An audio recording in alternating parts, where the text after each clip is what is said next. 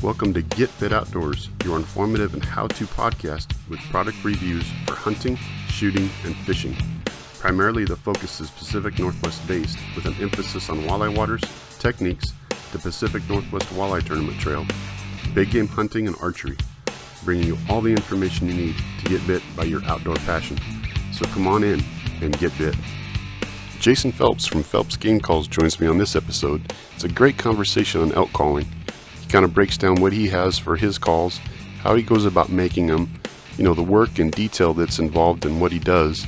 And he also gives some demonstrations on his challenge and locate bugle. It's a great podcast with great information. And, in the end, we just talk about how our hunts went. Welcome into Get Bit Outdoors podcast.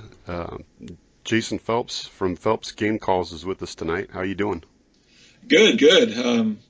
Rolling into Christmas season, so we're starting to get busy, but hunting season just got over, so it's been a great fall. Excellent. So real quick, kind of give everybody an idea, a background of, how the game calls came about and, about you, so we can get an idea of what's going on. Yeah, grew up in the small town of Peel, Washington. It's a town of about 600.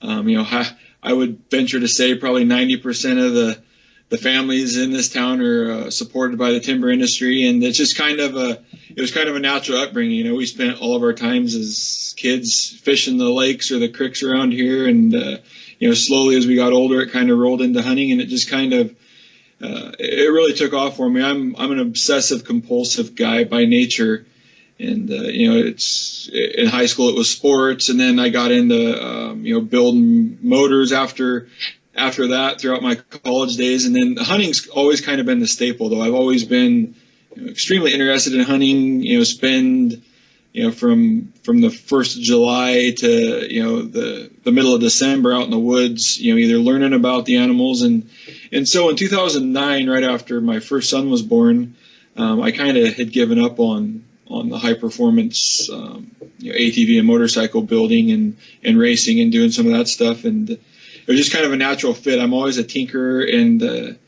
and I wanted to build what I thought were elk calls that weren't being built, whether it was quality or sound tone and stuff like that. And really, I didn't know where to start, and I started scouring, online forums, woodworking forums, talking to other game call makers. And that was kind of my big advantage is I've never really been bashful. So I wouldn't hesitate to pick up the phone and call, Preston Pittman, or I wouldn't hesitate to pick up the phone and call, some of these other game call makers, even though they were turkey call makers. I slowly started to figure out what I was going to need to do and kind of put together my direction I was going to go. So what made you, obviously you were using other elk calls, but what was it about them that you kind of said, what, I think I could do better than this? Inconsistency. On the diaphragm side, I would get frustrated. You'd buy and I'll be completely transparent. I thought I was a great caller back in those days, but to be honest, I wasn't. I wasn't even close to where I am now. But in my own mind at that time, I thought I was a great caller, and I'd get frustrated with my calls and try to figure out why they weren't working. I was doing the same things over and over.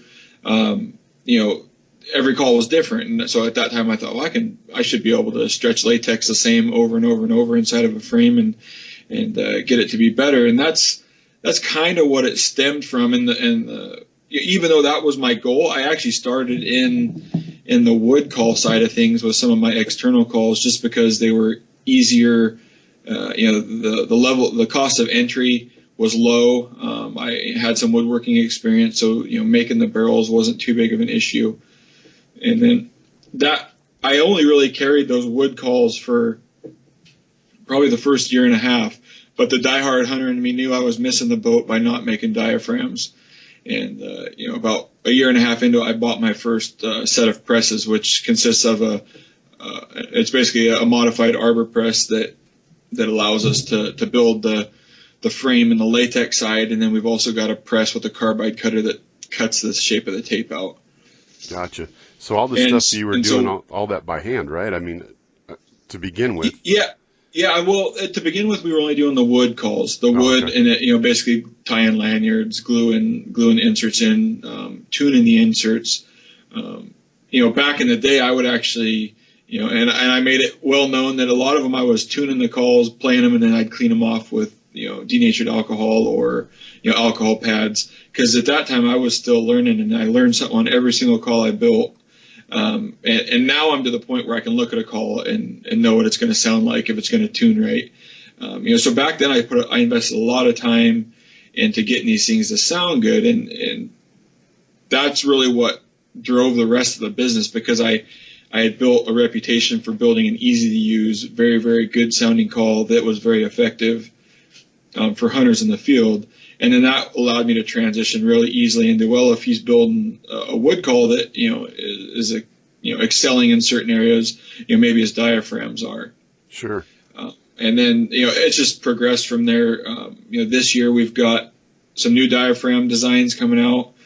We've got our first ever, we've always modified, wiffle ball bats for our bugle tubes. And, I had used those growing up forever. You cut the end off or drill a hole in them.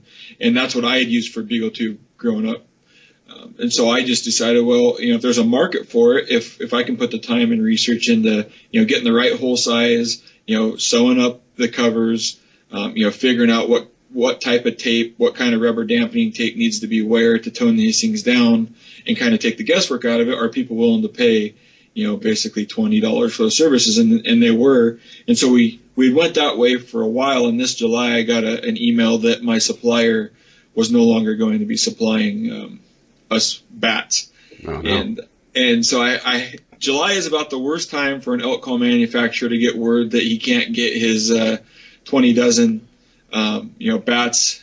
No doubt. And that was just we had ordered 30 dozen earlier in the year, and that 20 was just going to try to get us through the season. And then, but it might be a blessing in disguise, though, essentially, because it forced me to finally roll out my own design that I've had shelved for a long time. And so we were able to hunt with 3 of the new prototypes, and then any day now we should be getting our order of my first design bugle tube in. So I'm pretty excited about that. Sweet. That's awesome, man. And then, you concentrate on elk, and I'm a diehard turkey hunter. So, we slowly rolled this into turkey calls, and if I want to make a shot at this full time, I'm going to have to fill in the other,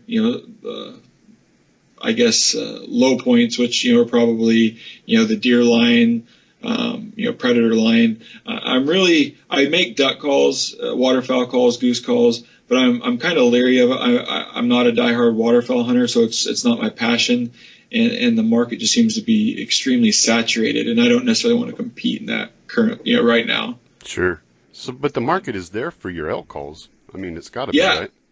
Yeah, I mean, I can, like I said, I wasn't bashful in the early days, and I would call guys, call makers up that were, specifically turkey call makers, and tell them what my ideas were, and they would always break down the numbers for me. Well, the game call industry is, X million a year, and the elk call industry is only probably 5% of that. You're going into you're going to fail from the start. And, me being dumb or stubborn or whatever, I basically took that with a grain of salt and continued anyways, and I'm glad I did. But it is true, the elk calls are such a small portion of overall game call sales that I had to kind of really concentrate on it, be really proactive with my marketing and kind of push these things hard, and it has worked. And it's people have been surprised by kind of the results on you taking strictly an elk call, coming in with an industry that is even elk calls is fairly saturated. If there's such a small demand, how can you come in, and if you're only going to peel off a small percentage of that demand, it's a small percentage of a small percentage isn't very much, and we've kind of surprised ourselves in what we've been able to do. Well, it also helps too, the fact that you live in the Northwest, where you've got such a huge population of people that hunt for elk. I mean, it's not just here, obviously, but you know what I mean. Yeah, no, I'm not gonna. I pay really close attention to my my sales and my reach, and it's still predominantly Oregon, Washington, and Idaho.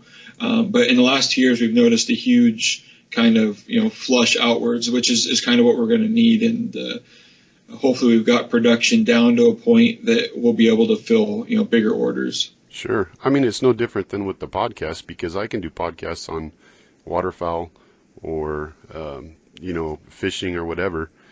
But as soon as I put something out that has anything to do with elk hunting, elk calling, I mean, the downloads go through the roof. Yeah. So it's there. Yeah, and I always joke, I've been on some other podcasts, and we always joke, people will tell me that, the numbers were high, for talking about elk hunting, and I'm like, well, that can't be me. It has to be the elk hunting, because I'm about as entertaining as watching paint dry, So it's got to be the subject of elk calling, and that's what's been fascinating to me, is just see the thirst of knowledge out there. Of guys, wanting to learn, willing to learn, and it's been fun from my standpoint, getting to take part in that portion of it. Sure, and that's kind of what got me into doing this, because there were so many podcasts that I'd listened to before, and I learned so much. But at the same time, it was kind of like what you were talking about, that thirst for knowledge. So I figured, you know what, if I start doing this and I start talking to these people, it even gets more of that knowledge in, and you can really learn so much, from talking to people. Yeah. I never considered myself an expert on anything, so it's nice to have the people that know what they're doing on, and be able to get that out for everybody. Yeah, it's been a good opportunity, and I'm not gonna lie, it's good for business too. Even if I don't turn a podcast into a sell, it's still just being able to communicate and being able to help people out, even if I push them into a different brand of calls, and that's one thing I've always prided myself on is, up to this point, we've only made flat diaphragms, and I'm the first one to admit they don't work the best for everybody. And so if somebody calls me up and says, hey, I'm having trouble with a Carlton calls, they don't fit right, I can't get the right sound out of them, it doesn't necessarily make, I'd make different calls than Carlton or, Hunter Specialties or some of these other flat call makers. But if my gut's telling me that, they're trying one that I know is similar to one of my calls, I would just assume push them into a Primos or a Bugling Bull call with a pallet plate than my own, because now I've earned their trust, because I, gave them some recommendation. I've put them into a call that worked better for them, and then they're able to trust me moving on. Whereas if I say, hey, you need to buy, this Phelps diaphragm, they put it in their mouth and they're getting the same result as, their other call, then, I basically lost the trust, and they won't ask me for any more advice from that point. Right. Yeah, exactly. So kind of go back to the calls. You said you started out making the wood ones. So Yep. What is it about the wood as far as sound goes?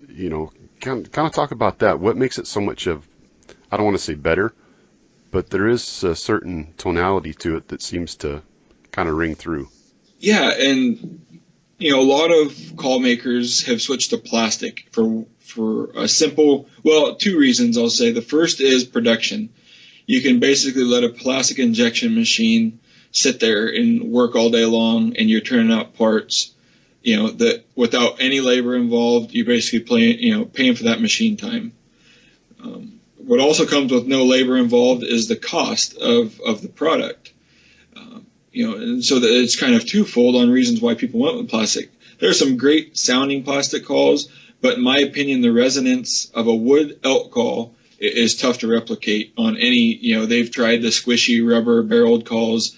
They've tried, different types of materials. In my opinion, the best sounding elk call, as far as an external call, is the resonance you get from a wood barrel. The tone boards connect, basically inserted into the wood, and so they act as a composite body. That sound is basically going to resonate into the wood barrel as the air travels through the wood barrel, and it kind of all melds together to give us that final tone. Nice. The downside to wood calls is I'm not making near as much money, but as the same call as if I put it in a plastic barrel. I could take my plastic tone board, put it in a plastic barrel, for under $1, or $1.50 or whatever the price may be, versus there's no way to get this wood barrel, whether I'm making it, whether one of my, if I had an employee making it, or if I'm using a machine shop to spin these things down, the lowest I'm going to get these after I pay for material, machine time, finishing time, we're looking at $5 to $6 just for the barrel. Right. And so, and that's probably why. And then the finish is another thing. There were some companies that came out with a wood call similar to mine, and they didn't have their finish down right because it cost money to put time and effort into it, and their finish would wear off, and you basically had like I don't want to say like slivers in the call, but the call became rough and basically unsanded and unfinished, if that makes any sense. Sure, yeah. So it's just the process, and I go through the same thing. I reevaluate my products, time and time again. Is this the best way? Is there a faster way? I hate to use the word shortcut, but is there any shortcuts I can take that gives me 90% of the quality, 95% of the quality? And so we're always trying to evaluate this stuff because it's nice to produce the absolutely very best call you can, and that's kind of what I've always stuck to. But at the same time, it's like, man, if you could double your production and offer a call that had just a slightly less finish, and so that's kind of why the story, I guess the long story on why we've stuck with wood barrels on all of our elk calls. Now, are you spinning those yourself? I spin probably 80% of all of our 2016 cells. I've probably actually physically spun 80% of them. Nice. That's some good work, man. Yeah, we're getting to the point, though, moving forward, we're going to have to figure something out because there's no way I can physically keep up anymore. But, it is. It's fun to go out in the garage. Well, it's fun to a point. After about 100 of them in a couple of days, it gets really, really tiring. But, it's fun to go out in the garage and just kind of unwind. You don't have to really think when you're making them, and just spend some time in the garage. Well, that's what you'll have to do is you'll have to take and, when you get, it's a good thing that you're getting so big that you're going to have to do it another way, but you'll have to make like a couple hundred of them that are the Jason Phelps signature. Yeah, we just sell those.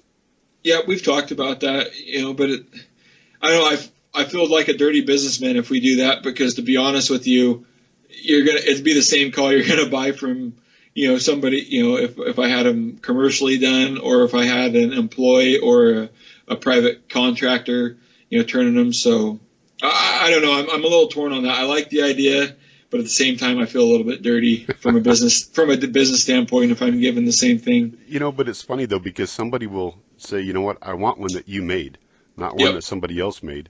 So no, it's true. I mean, there's a demand for it, and I even making diaphragms, I needed some assistance last year, and my hunting partner helped me make a few of them. It's kind of just helping me out, and it's funny, even though he's probably more attentive to detail than I am. People were still saying, is that one that you're making, or is that one that Charlie was making? And it's just kind of funny how that works. Yeah, no doubt. So now with your diaphragms, because looking through it, you've got so many of them. How hard is it to try and keep up with that many different diaphragms? Cells are going to be cells, I think, regardless. Somebody goes into my website saying they're going to buy 3 diaphragms, or they're going to, so I think I'm still selling the same amount. The problem for me is just, getting SKU heavy, which I kind of have, just having too many different models. And as we release these new ones this year, I think I'm going to scale back, the current diaphragm offering I have probably to my most popular, 7 or 8 calls. Because right now I think we're running anywhere from like 13 to 14 models I have spec sheets for. Not to mention the numerous customs that guys order, behind the scenes that don't get talked about a lot. So I can basically make an infinite amount of calls, but we currently sell, I think, 13 or 14 different SKUs on the website. And everything in call making is the more of the one thing you can do, the more efficient you are. So if I'm to sit down and make 100 of one model, I'm way more efficient than sitting down making, 5 of 20 different models. And so that's really why I want to pare this down, so I can keep inventory on the certain calls up, and then not be struggling so much to keep 20 different calls in stock. Sure, that makes sense. And a lot of them are fairly close or repetitive enough that I think when I looked at it, I think we can cut it down to about 7 diaphragms and have a pretty solid line from top to bottom. Sure. What's your number one seller on there? It's probably a toss-up between the Elk Commander and the Dragon Slayer. The Dragon Slayer has perennially, or annually, always been the best selling call I've sold. It allowed guys to bugle. Now, my one complaint with the Dragon Slayer is it was a really high-pitched, tough-to-control cow call, and that's kind of the opposite end of the spectrum where the Elk Commander comes in. It's a really easy-to-use cow call. You can still bugle on it, but you can't get those big, raspy, deep bugles. Those two were the very first two calls I ever designed and brought to market. In the last few years, I've played around a lot with double and triple reeds, which, the hunting world, as soon as you say double or triple, everybody's like, I tried a double or a triple back so-and-so's calls, and I couldn't even make a noise. And it's true. Some of the old doubles and triples are extremely stiff, extremely hard to get sounds out of.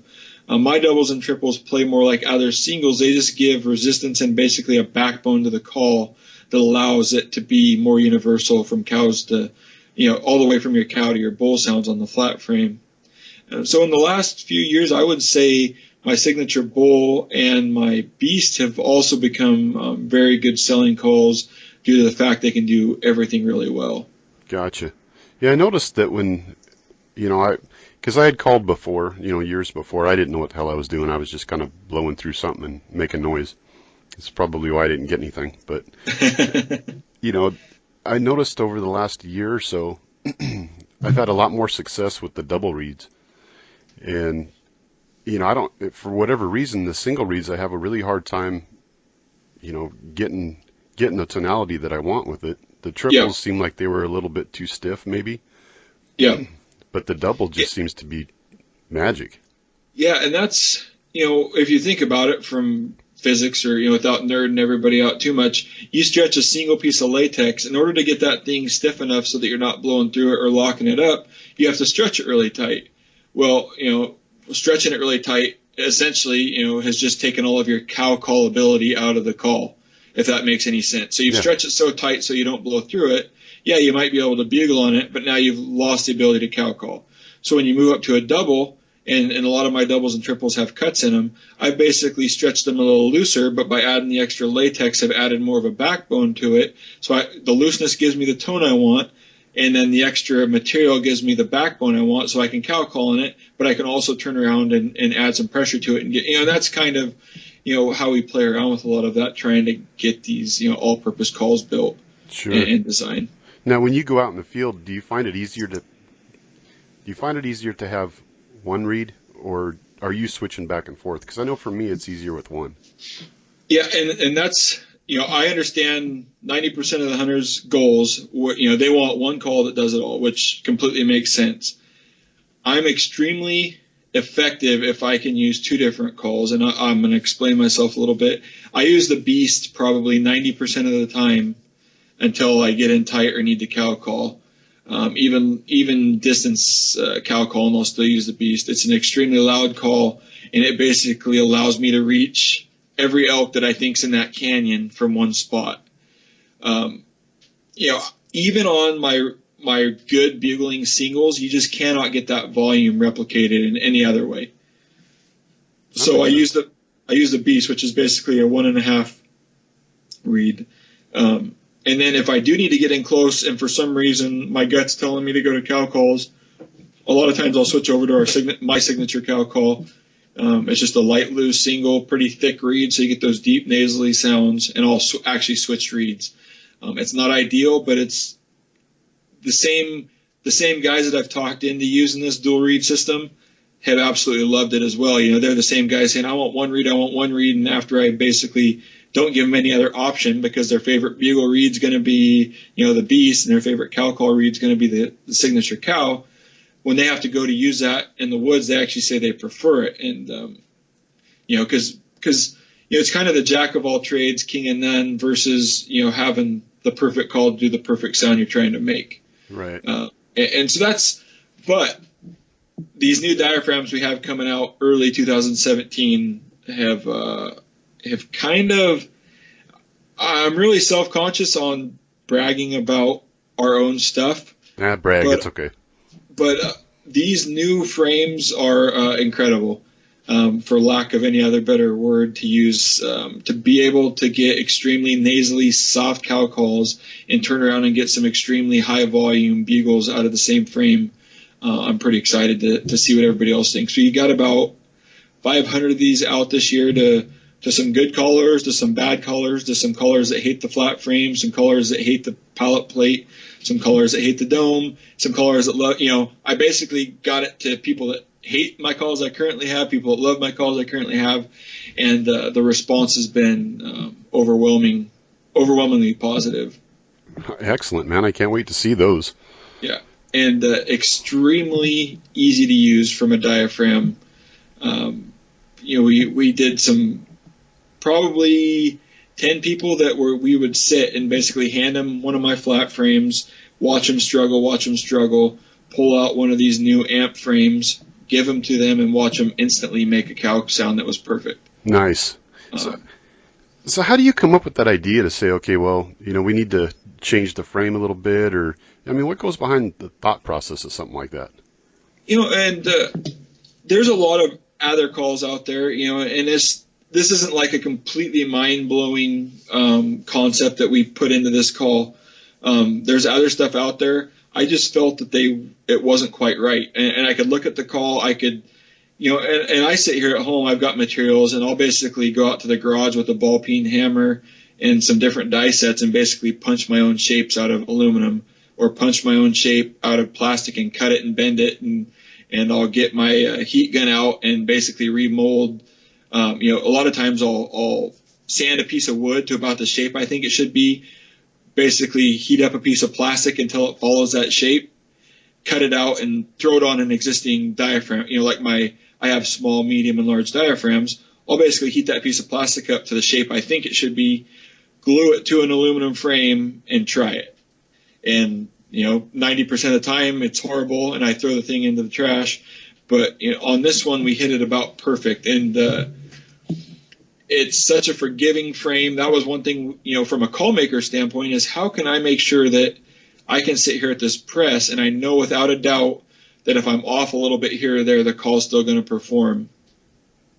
The funny thing is, on these 500 that we sent out this year, they were all built hand stretched, meaning I stretch the latex from one side to the other with my hands, drop it on the frame.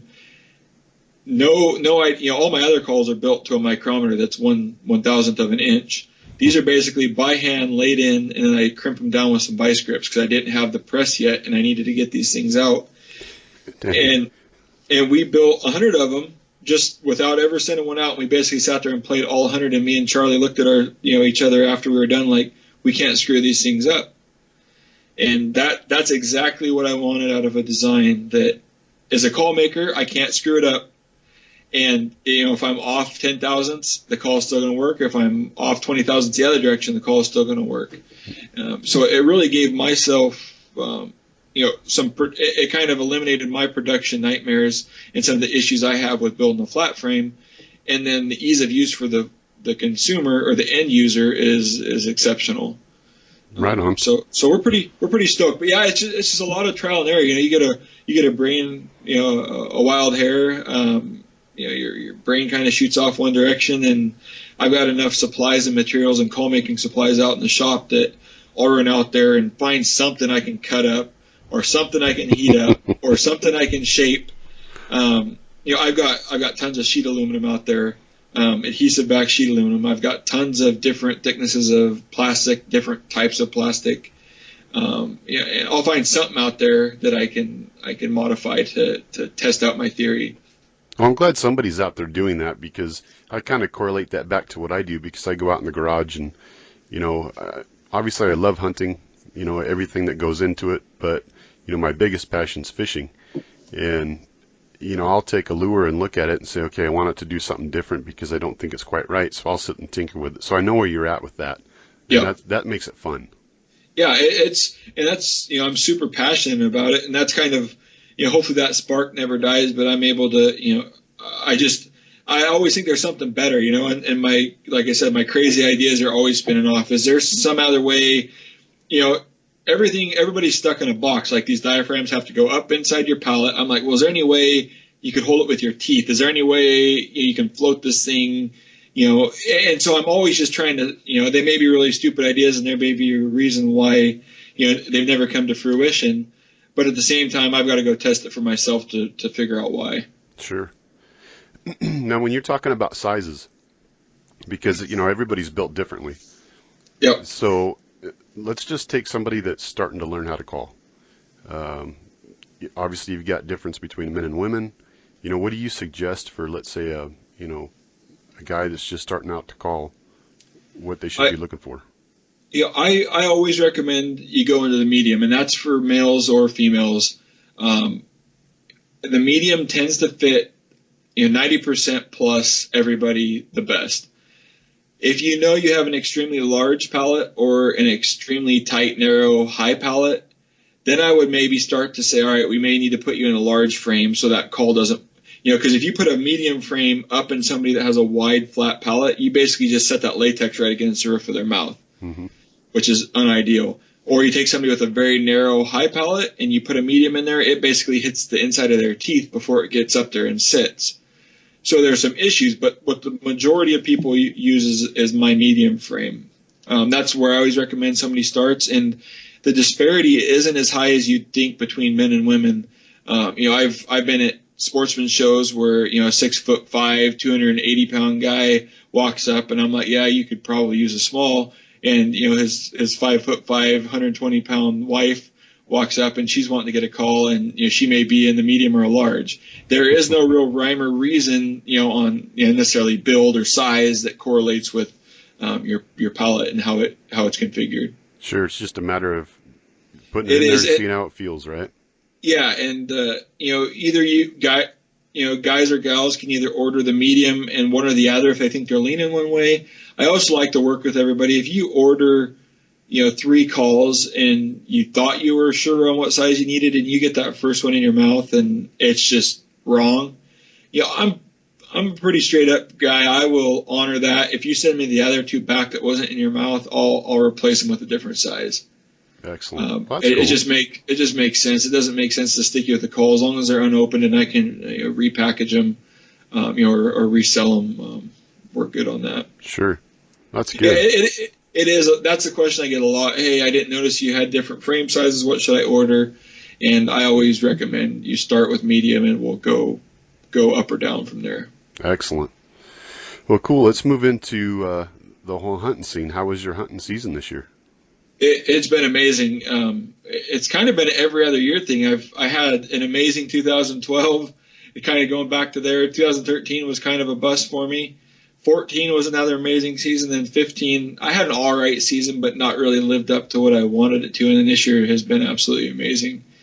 I've been fortunate enough to call in 4 bulls this year that all got taken, and then we just got back from a mule deer hunt where we were pretty successful.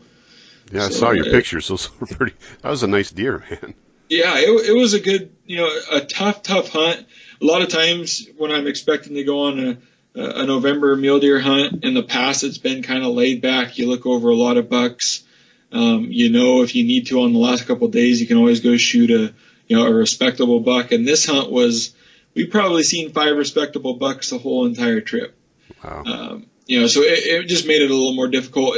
But I like, it's challenging. It's not always as fun as, being able to look over 30 bucks a day. So it was fun on a different level, but a little more anxiety built up during that hunt, because we made it to day 4 and hadn't even got set up with a gun yet, and we had 3 tags to fill. But elk hunting. Was that local? No, that we went out of state on that one. Gotcha. And then we started the whole thing on an archery elk hunt, where we were fortunate enough. I killed a bull on the second or third night we were there, and then we hunted a couple more days. Got my buddy a couple shots, which didn't, pan out. And then on it would have been like our 8th day, I was able to call a bull in for my other buddy, and he was able to make a good shot. And now, was that Washington or out of state? That was out of state. We actually go to Idaho on our early archery hunt. We've kind of, I don't know if it's an annual thing, but we've went there the last 3 years. Found a spot that works out pretty good. But it's one of those things where, as much as I love hunting that place, it's like, man, you only get so many good years on this, on this earth. It's like I'm almost ready to go try a different state or a different area just to get that experience somewhere else. Yeah, no, I hear you. But it's been dang good to us. It sounds like it. Well, I saw the pictures, man. Those were Yeah. good animals. I mean, that deer that you shot, I kind of wanted to go back to that one because that was a long shot. I mean, and you always open up. I'm not afraid to admit it. I took the shot. I'll back it up all day long. But you always kind of open that ethical can of worms when you start talking that number. And like I said, I'm an awful hard guy to start saying, hey, you're not even challenging the animal. And I've been there. I admit it. You're not challenging the animal's scent. You're not challenging his eyes. You're not challenging his ears. You're basically challenging where he lives in my skill set. And I completely understand that. But, on that buck, there's no other way in the unit I was in, there was no other way to get closer for a shot. I'm completely confident in my skill set. I've spent a lot of time behind the gun shooting. And when we got to 890 yards and I could not get any closer, I didn't hesitate to sit down. And that's the other thing with long range. My one buddy who had never been really involved in long range was, he started getting all, antsy, saying, hey, the buck's getting ready to go. I'm like, hey, I'm not rushing this shot. I'm either going to take this time that I need, bed down, do all my calculations, figure out what the wind's doing, dope everything in, get my gun all set up, or I'm not going to take the shot. It's either, there's no rushing that's going to be involved. And, we were able to, it takes about 2 minutes, to get all set up, get my bipod set exactly where I want, shim the butt of the gun, get everything set up. And then, the voodoo of all this stuff is trying to make a wind read. Up and down's math. It's pretty easy math. Left to right is, there's some, there's wizardry involved. Sure. You're trying to read the wind on a 900-yard shot. That's the complexity. And all right, we got a left to right wind. Now, what is that wind? We guessed 3 miles an hour, a full wind value, 3 miles an hour left to right. We dialed it in. I drifted probably another 4 or 5 inches, but by putting my crosshairs on its shoulder, it drifted right behind the shoulder. And, for a quick, clean, ethical kill. Well, it looked like it. Yeah. I mean, the thing, without getting too gruesome, the thing was, the Stevie Wonder blood trail.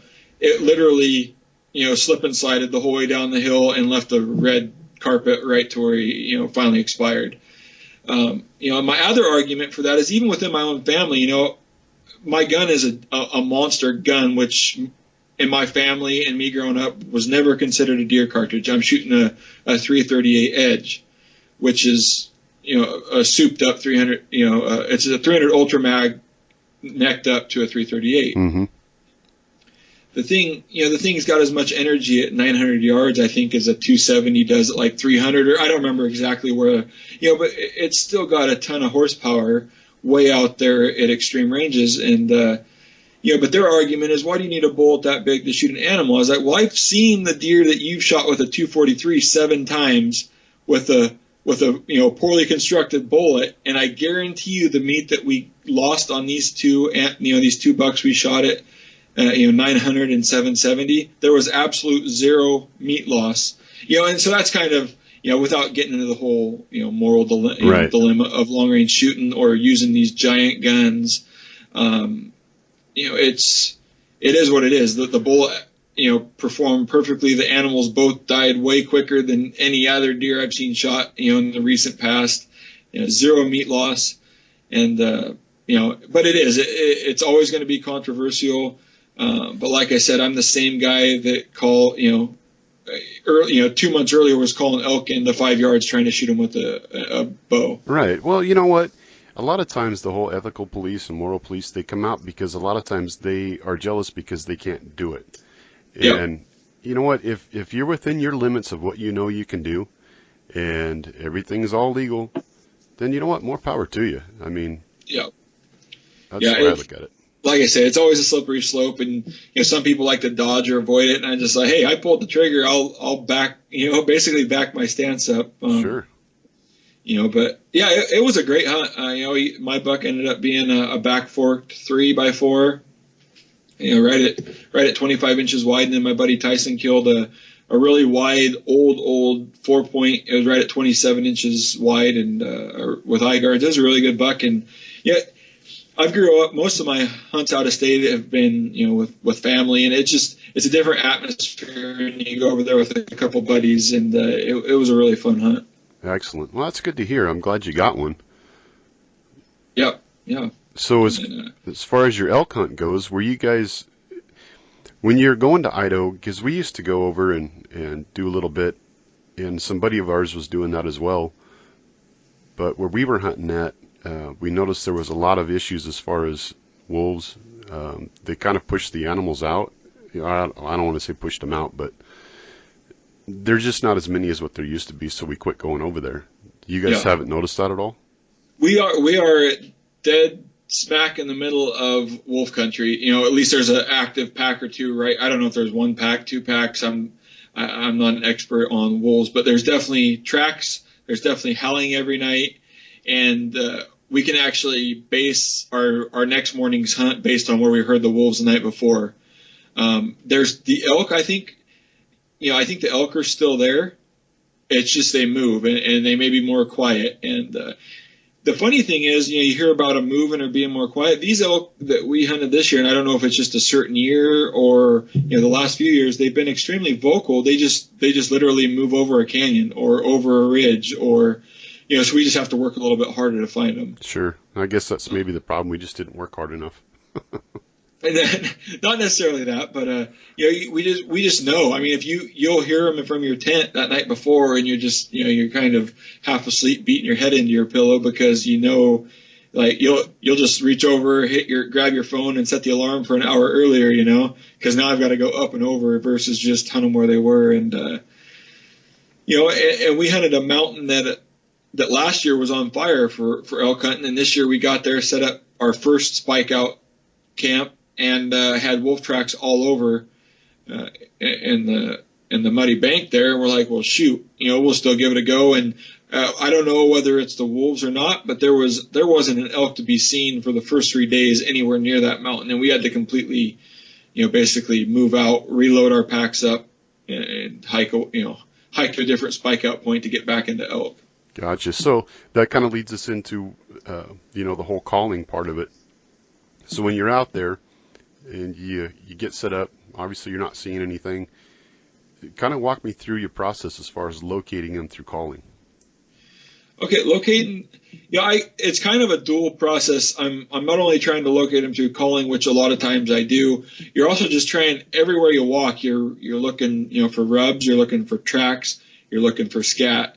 You're trying to put, you're basically a detective, and your goal is to figure out where the heck these stinking things are at. There's elk in the area. There's got to be elk in the area, but where are they living? And, so that first night, we set up camp high, and we basically just worked ourselves down to the creek. These are big, huge canyons, big country.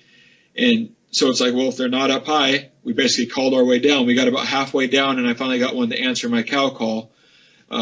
As soon as we got away from the creek that was flowing down the slope, down to the main creek, as soon as I get away from that, we finally heard one instantly, beagle back as soon as I cow called. So that kind of, in my head, starting to give us an elevation. All right, we've had to come down, we've had to drop 1,000 feet to get into elk. So that's kind of the first clue I'm putting together. Like, all right, well, maybe there's nothing above us. We've got into an elk. We kind of boogered that setup up, and we continued down the mountain, down the slope. And we kept getting into more and more and more elk as we went down. The sign was picking up. We got more bulls to answer. And so we're like, all right, instantly you're like, there's no elk up high, at least not right now. This first night, everything's from this point below us. So you kind of, scratch that down. Now you go back to camp that night. You locate your whole way back to camp, trying to get an idea on, what, there's still nothing up there. Well, maybe they're going to feed up high throughout the night, and they're going to be here in the morning. So your next morning rolls around, you get out of camp, and you bugle. Nothing. You start walking your way back down the slope. You bugle.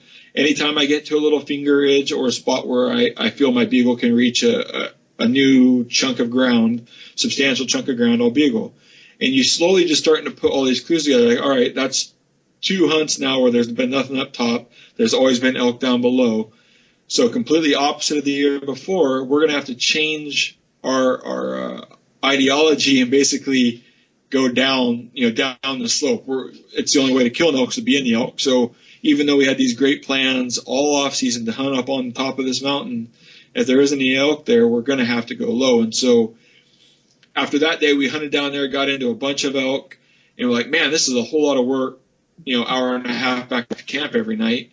We gave ourselves one more morning. All right, we're going to hunt up high one more morning, go over to one more little basin. If it doesn't, not only does it not even have elk in it, but better have a lot of elk in it and some good elk in it, or we're out of here. Yeah.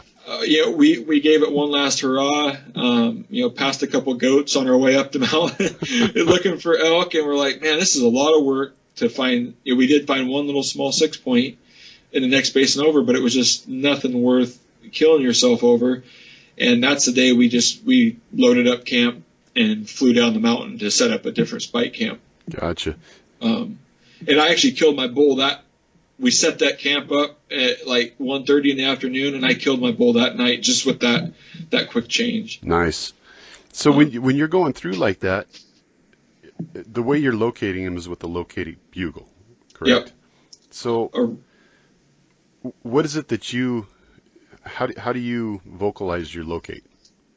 So my locate and everybody's not everybody's, do what's, I always tell everybody, do what's effective for you. If you do a big, challenge, chuckly bugle and you get stuff to answer, by all means, keep using it. For me, and just through our testing, through return bugles, the high note is the most easily heard across the canyon. It carries the farthest, it rings, it echoes.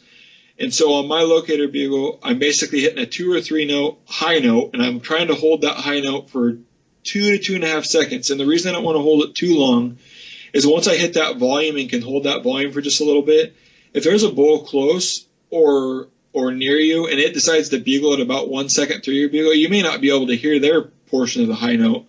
And so I want to prevent missing anything. And, because a lot of times, a lot of the elk we heard this year and past, they don't necessarily make full bugles. They might grunt at you. They might moan at you. They might, hit a tree. And so my whole idea is to not stay on the bugle too long just to prevent, you missing, the opportunity to hear a bugle. The other thing, and I'm extremely fortunate, whether it's a huge set of lungs, the ability to control the call, I'm an extremely high volume caller. I seem to be able to squeeze every bit of volume out of the diaphragms that I use. And so my goal is to be as loud as I can without breaking that reed over. And like I said, the more elk I can reach without having to walk all over the countryside, the better. Yeah, well, and obviously that's the goal. Yep. Cover as much ground as you can with that sound, and then. Yeah, and my locator bugle is really clean at the beginning. I don't growl, I don't chuckle, I don't really add any voice inflection into the call.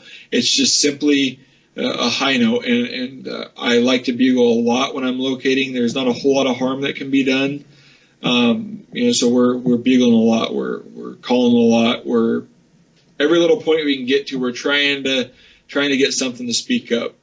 Gotcha. So can we hear it?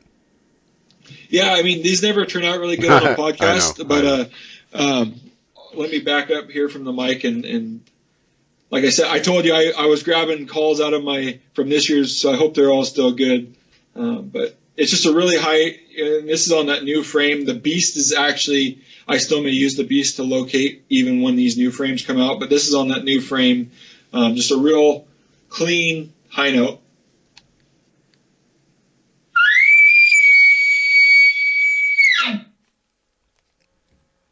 And that's basically it. And you're trying to get as much volume, reach as many elk. And then I may walk 100 yards down the trail or down the mountain or through the brush and do it again. And just keep doing that the whole way down the hill. Now, once you hear one, let's say they're within, let's say, half a mile. are you hitting them back with another locate, or what's your plan from there?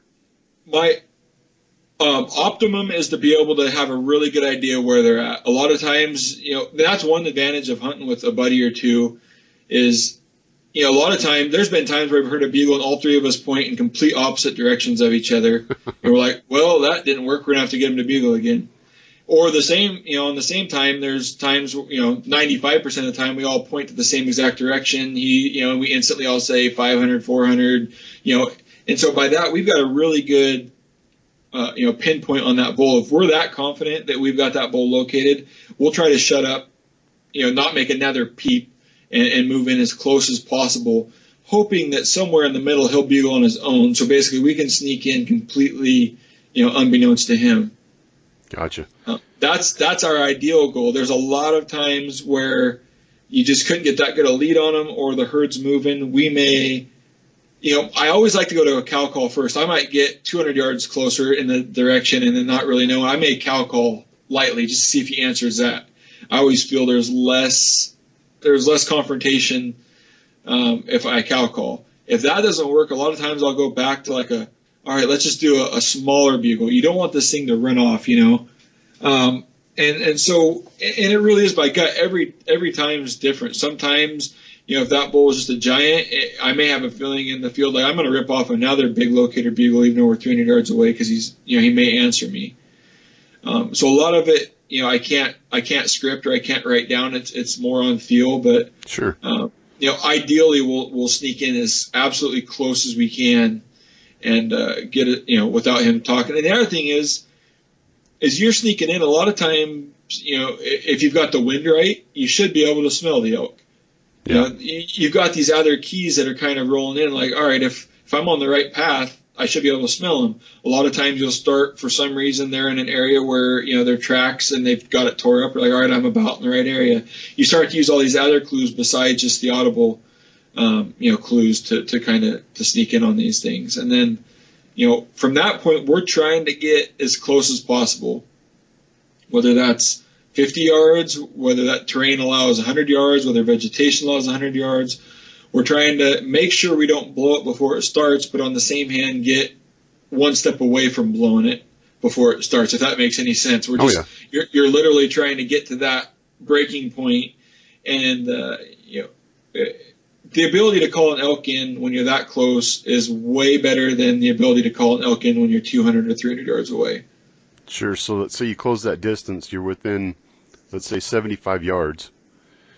It's the one you want to, bring in. So what are you hitting with at that point? It's, I wish there was a clean cut answer. A lot of it depends on herd dynamics, how fired up that bull's been as we've snuck in. Can I see what's going on? Does he have cows? Is he herding up his cows? Is he checking on cows? A lot of that's going to play in. Are the cows talkative? Kind of, what's the temperature of the herd? Are they settled in and just the bull's going nuts? Are they on edge? A lot of it comes into play. I typically always start off with a cow call though. Whether it's an estrus buzz, a long drawn out whiny cow call, I'm trying to get him to think that there's a cow on the edge of the herd that's kind of coming into cycle. Sure. I'm trying to paint that picture. And then a lot of times, depending on whether he bugles or not, regardless, if he bugles, I'll hit him back with the bugle. If he doesn't bugle, I'll usually wait probably 5 to 10 seconds and hit him with a challenge bugle, finishing that picture that there's a cow in estrus on the edge of the herd with a bull trying to challenge for, whether he thinks it's a satellite bull, another dominant bull.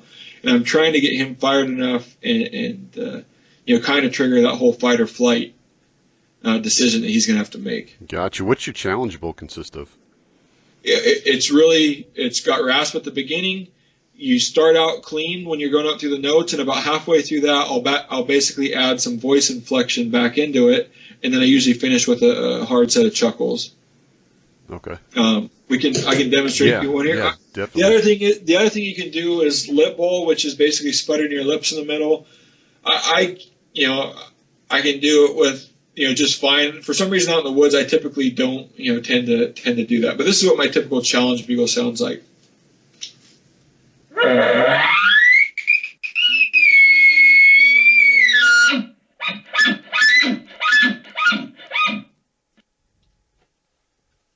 you can just tell from, it's a little more, confrontational. It's a little more excited, a little more emotion thrown into it. And you're really trying to basically, call that bull out. Sure.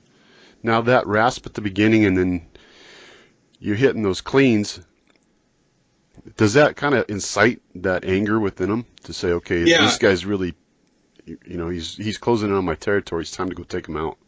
That's the way I think. And I've grown up, I've paid attention to a ton of different bugles. The other thing, though, that elk, just like us, have different, voices, sounds. They, one bull, whether he's excited or not, may always be raspy. Or one bull, regardless how big he is, may always be clean sounding. And so I perceive it as, being more, more confrontational or more angry sound. But I don't necessarily know if that's true, but I still kind of, think that way. Well, and I don't know, maybe you can't really play this into like human emotion, but when we're just sitting here talking, of course, we're just in our normal voices, but when you get pissed off at somebody, a lot of times you get that rasp and you're like, all right, son of a, what? Yeah.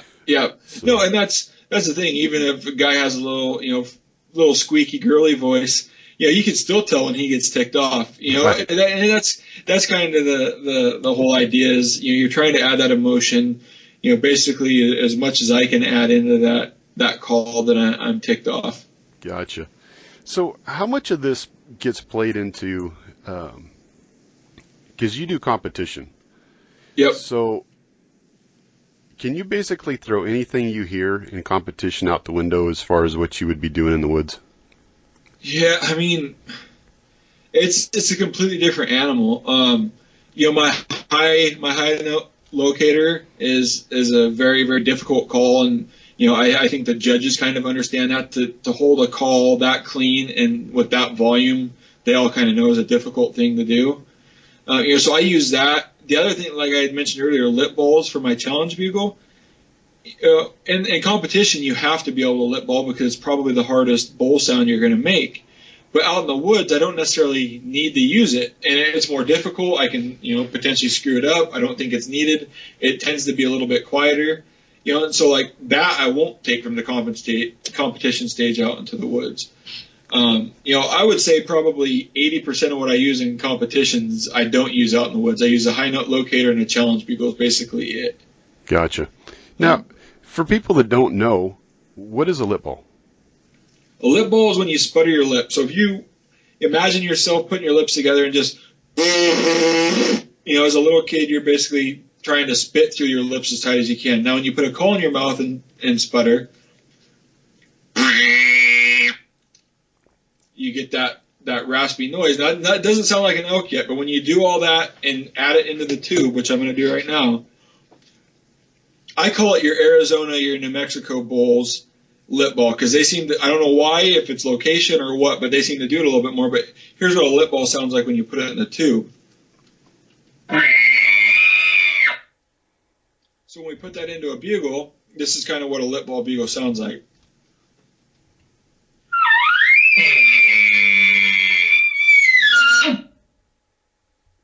So you get that real signature rasp, that rattle in the middle, and you do all that by sputtering your lips while you're blowing through the tube. So the voice inflection that you can put in to add that rasp, that obviously they're two different things, but can't they be kind of similar too? Yeah, and that's kind of why on my challenge bugle, some guys will use that lip ball kind of, to imitate emotion or, that ticked off bugle. Well, for me, it's just way easier to inflict some of my throat and some voice into it and just do it that way. It's easier. It's, I don't have to think. Yeah. And, so that's typically what I do when I hunt. Gotcha. See, that's what I was doing because I was having a hell of a time trying to get that lip ball in there. Yeah. Maybe it's just the way I made up, but it was that whole, using your voice inflection to get that rasp that you wanted, and that seemed to really work well. So yeah, and I'm like I said, I've learned a ton since I've started making calls. I wasn't a very good lip baller when I had my own game call company, and through a lot of practice, I've learned and became very proficient. But it's a difficult call to make, and one that I don't think's very necessary out in the woods. Gotcha. So when you guys are going through and, like you had said before, you were using the bats to do the tubes and some of the new stuff that you're dealing with, you're getting different size holes or whatever. What have you found to be, let's say, the best as far as a bugle tube on the mouth end as far as the size goes? Just, so on like my new tube that I have sitting right here, it's ideal that it's big enough and comfortable enough that you can basically fit the front of your lips in it. You don't necessarily need to be able to get the sides in, but the portion of your lips that needs to fit in the tube and make a seal is crucial. If there's too much air, if it's too big and you got air leaking out, it's basically there's no back pressure built up. But at the same time, you don't want it so small that you're basically just trying to blow air through a straw. So there's kind of a balance there. And at the same, there's some, without getting too nerdy on a bugle tube, if you make that too big through the initial spot of, a wiffle ball bat or through these bigger tubes, if it's a large diameter, you lose some of your velocity. And if it's too tight, you get too much back pressure. So you're trying to balance what size is optimum to put your lips in, get the velocity get the velocity high enough going through the neck of the call, and then you want it to expand into that big chamber. So once we've got that, the next key part, which I really worked on this new tube, is trying to get your wall thickness right and your plastic, material right. There's thousands and thousands of different types of plastics. So we finally got a plastic dialed in that we thought worked perfect. We've got the volume right. And then the other thing on this tube you're going to see is I corrugate. You've seen all the small corrugated tubes. Mm-hmm. On this, we finally put some corrugations into a big tube that disrupts airflow, add some rigidity to the tube so it's not as plastic sound. It's more of a solid tube. And then we've got our wall thicknesses dialed in to the point where this tube's very loud, but you can also tone it down, and it's also got a great resonance to it, which is kind of that bassy thunder sound when you're ready to pop off a bugle or when you're ready to grunt into it. You get that really good, rich tone. Now, do you have the end of it baffled at all? Yeah, the end of it is it's actually more pronounced than like my bugle tube bats. It actually turns a corner and has a flat edge on it, which creates some back pressure, which for people that don't know what back pressure is, you're basically blowing enough air into that tube, and if you can imagine, like, you get enough air in that tube that it starts to push back a little bit. You basically get some back pressure because you can only load that thing up with so much before you can't push it through. So you feel like you get some back pressure.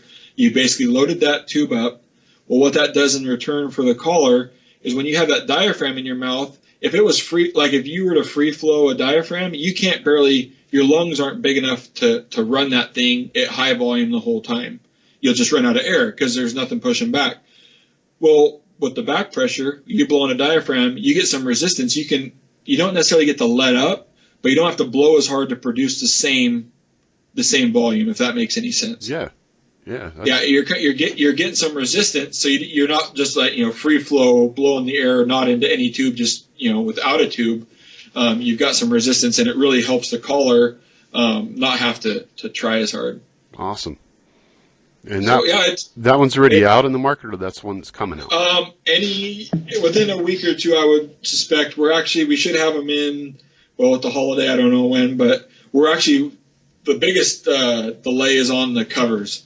We're trying to offer them in First Light Fusion this year and get some other stuff done. So I think the covers are actually going to probably delay us a little bit longer, but we should have our initial order of 1,000 tubes in pretty soon. Nice. I can't wait to see those. They've exceeded my expectations. The three of us that got the prototype testing this year really didn't have anything to complain about. Awesome. So going back to the calls real quick. So we talked about the locate and getting in tight. When you do get in tight, and let's say you throw out a challenge, are you throwing any mews in there for the cows? To replicate that there's something over there. Not typically. If some of the cows are pretty talkative, I may to try to fit in, but a lot of times I'm really trying to hear and get an idea. Can I hear sticks cracking? Can I tell what he's doing? I'm trying to be really specific on the calls that I make most of the time. Now, like I said, it's really tough to script what I'm going to do Right. Until I'm in that situation. But the majority of the time, I would say no. I'm not going to keep, unless you cow call, or you could hear him maybe move on that original cow call, and he didn't move on your bugle or maybe responded. If I cow call again and I hear him move again or make some sort of movement or feel like I've got him to budge, I may stick with that a little bit more, if he's playing off of it. So it really depends on situation to situation, or if I can pull little bits, or if he hammers my bugle back and takes 5 steps, it's going to make sense for me to bugle again, until it stops working. Gotcha. So I really just roll with what's working, and a lot of times, once I get him talking, I'll imitate him. It seems to be another one of those, tick him off tactics. Yeah. If he does. A lip ball with a chuckle, I'm probably going to finally lip ball and chuckle. Or if he does a grunt with, a squeal at the end, I'm going to, copy him exactly and try to start in the middle of him and finish after him, so he never feels like he's, getting his 2 cents in. Right. It's like when your little brother was copying you when you were younger. Used to really piss you off. Yep. Same idea. I don't know if it works exactly like that, but I can say it seems to have worked like that on quite a few occasions in call-ins. That's awesome, man. Hey, Jason, I appreciate you taking the time. I don't want to keep you too long. No worries. I'm going out tomorrow. We're going to go up and do some late season elk. So nice.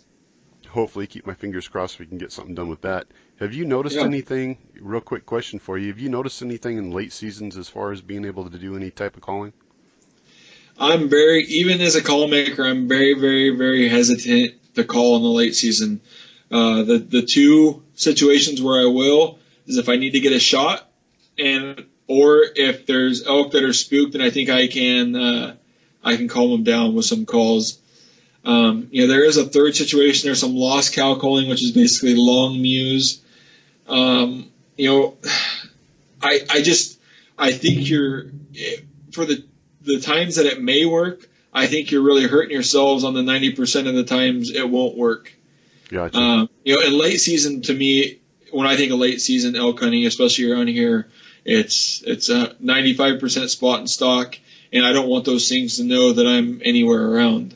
Or even to look my direction, or I basically want it to be completely, a secret when I pop out. Gotcha. And that's kind of the way we've always approached it too. But with kind of talking with people that are, excuse me, know the ins and outs more than I do, I wasn't sure even if, like you said, some lost cow, or maybe a calf or something like that would, do something. But I wasn't sure. Yeah. So. I think with a calf call, the best thing that's going to come from that is maybe a calf or a cow answering you back, so you may know they're in there. But I hunt on Western Washington, where this time of year it's nothing but mud and rain, and so we're usually able to figure out and get on tracks and go fairly quickly. You guys on the east side, whether you've got snow or something to figure it out. Maybe you need to do a little bit of calling to figure out. I don't know how open it is or timbered where you are, but that's the few years I've had to late hunt over here. It seems like it's been fairly easy for me to get on elk, just due to the amount of tracks and mud that they leave everywhere this time of year. And that's what we normally do. It's spot and stock if you can find them. You're trying to sneak up on them, or cutting some fresh track and doing your best to try and get up on them. So. Yep. Yeah. So no, that's my advice. As much as I'd love to sell calls to people for late season, honestly, to kill an elk, I'd probably put my calls away until, I've always got a diaphragm in my mouth, like I said, whether I'm going to need it to calm an elk down or, potentially stop him for a shot. But that's about as crazy as I get with them in late season. Gotcha. So let everybody know where they can find you. I'm pretty active on all social media channels, whether it's at Phelps Game Calls. On Instagram, I'm on Facebook. I'm actually on Facebook more as my personal, just Jason Phelps. We also run Phelps Game Calls though on Facebook. And our website is www.phelpsgamecalls.com. We've actually got a brand new site design that I hope we're going to release here in the next few weeks. Hopefully Christmas doesn't get too busy, but yeah, I love to talk elk hunting. Everybody feel free to message me. I'm still pretty. I'd rather text you or message you than talk on the phone. So if we that's preferred. It's just easier for me. But Sure. I'm always willing to take a phone call or plan a phone call later in the evening if need be. Well, that's awesome, man. Like I said, I appreciate you coming on, and I know that, it's hard to get people that are in the hunting business on this time of year because everybody's so darn busy. So, Yeah. like Yeah. I said, No, it's finally come to an end. I think we spent right around 30 days, hunting, whether I had a tag in my pocket or was helping buddies fill tags. But it was a tiring 30 days. On the back of my mind, I've known that these new calls need some attention. So it was a good time to be done and hopefully get these things launched for early 17. excellent. Are you doing any competition this year, next year? I don't know. And this is going to sound, I'm not bragging, or this isn't meant to sound, I was fortunate enough to win Oregon State Calling Championship last year. And, for the people that show up, I don't know if it's frowned upon on me to call in it again. So that would probably be the only one I would call in. The World Championships with Rocky Mountain Elk Foundation got really convoluted this year and tied into some sportsman shows that I'm not really interested in going to. And so I don't know if I'll call in the Worlds this year, but I'll definitely probably go to Oregon State. And I heard the Pacific Northwest is going to they're going to combine their waterfowl and their elk calling competitions next year in June in Oregon. So I may go actually call in that one, but not the actual Oregon State Bow Hunters Gotcha. Calling Championships. So it's kind of weird. I got into this at the wrong time. The elk calling competitions seem to be dying out. They've skipped a couple of years, and I've only actually got to call twice in the Worlds and a couple times in the Oregon State. But yeah, I don't know. I don't know if it's frowned upon for me to go call in Oregon State again or not, but I may look at just hosting it or help emceeing the competition. Well, I think whoever would, be competing in it would want to at least compete against the guy that won it last year. Yeah, maybe. There's two sides to it. That or we'll see. There's some really good callers in there, so I don't think there's no reason not to call in it. So I may give it one more go and see if I can get lucky again. There you go. Well, hopefully it won't be the last time we get to talk to you. Yeah. It's been good conversation, and glad I got to talk to you, Lenny. Heck yeah. Check these guys out. Phelps Game Calls. So we'll, talk to you. Hopefully, maybe we can do it next summer before everything gets too busy. Yeah, for sure. And they'll let you know how all this stuff's going, and maybe some scouting tips or whatever's relevant at that time of the year. Perfect. All right, Jason, I appreciate your time. You have a good evening. You too. Thank you. All right, bye-bye. Thanks for listening to Get Bit Outdoors Podcast. Check us out on Facebook at Get Bit Outdoors Podcast, Twitter at Get_Bit Outdoors, and you can get us on iTunes and Stitcher. Leave us a rating and